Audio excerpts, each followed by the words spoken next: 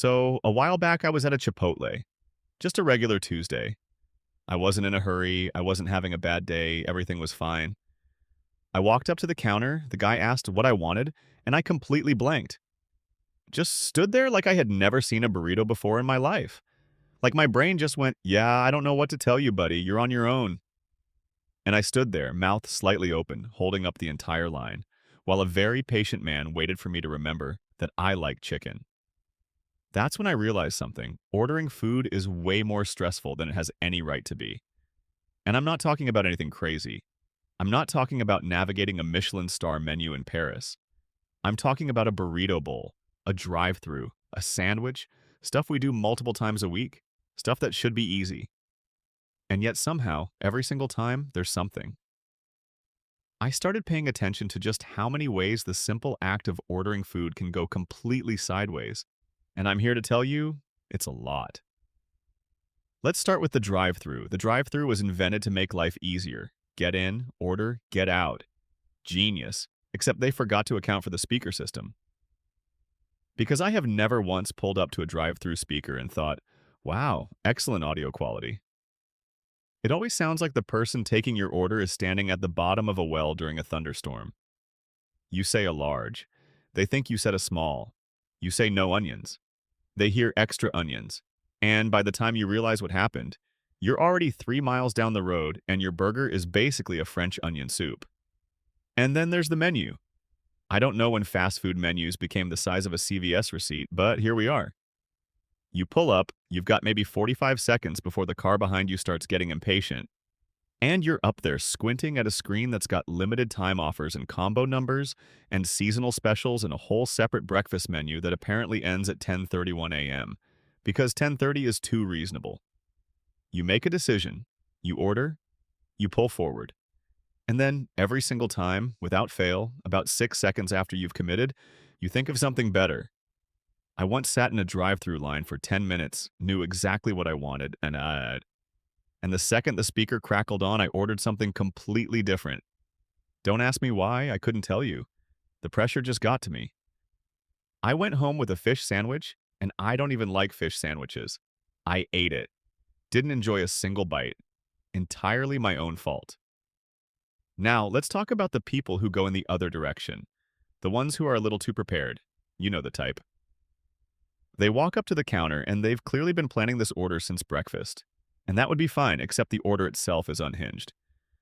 I'll have the number 3, but instead of the bun, can I get it in a lettuce wrap? And can you make the patty well done, but not too well done? And I'd like the sauce on the side, but also a little bit on the top. And can I substitute the fries for a side salad? But I don't want croutons, and the dressing should be on the side in a separate container. And the poor employee is just staring at them, pen in hand, eyes glazed. They went to work that day thinking they were going to make burgers. Now they're solving a puzzle. I'm not saying you can't have preferences, but there's a version of customizing your order that crosses a line, and that line is somewhere around the 4th substitution. Then there's the group order situation. This is its own disaster. You're with 5 people. Someone says, hey, let's just get fast food. Great. Easy. Except one person is vegetarian. One person is doing some kind of cleanse and technically isn't supposed to be eating this, but is going to anyway and feels guilty about it. One person has never been to this specific restaurant and needs a full 2 minutes just to read the menu. And the 5th person already knows what they want, but keeps changing their mind every time someone else says something. By the time you get to the register, you have been standing in that parking lot for 15 minutes. The worker is looking at all 5 of you like they are being asked to land a plane. And you know what the worst part is? After all that, after all the deliberating and the substitutions and the, wait, actually, can you make that a medium? There's a solid chance something still comes out wrong. Not because anyone was careless, not because anybody dropped the ball, just because the universe has a sense of humor. I once ordered a plain cheeseburger. Just the cheese, just the meat, just the bun, as simple as you can get. I opened the bag and there was no cheese, just meat on a bun. A hamburger, which technically is a different sandwich. I sat in my car for a second, thought about whether this was worth going back for, decided it wasn't, and just ate my hamburger in silence. That's the conclusion most of us eventually reach, isn't it? Something goes wrong, something gets forgotten, something is not what you expected, and you just go, all right. Because at the end of the day, you're hungry, the food is right there, and the energy it would take to go back in and explain the situation just isn't worth it, unless they forgot the sauce. Then all bets are off. The whole thing is a little ridiculous when you think about it. We do this every day. We've been doing it our whole lives. And yet every single time, there's at least one moment where something small goes wrong, or almost goes wrong, or you almost say the wrong thing, or you stand there like a deer in headlights because someone asked you if you wanted your drink in a large and you just couldn't compute it fast enough.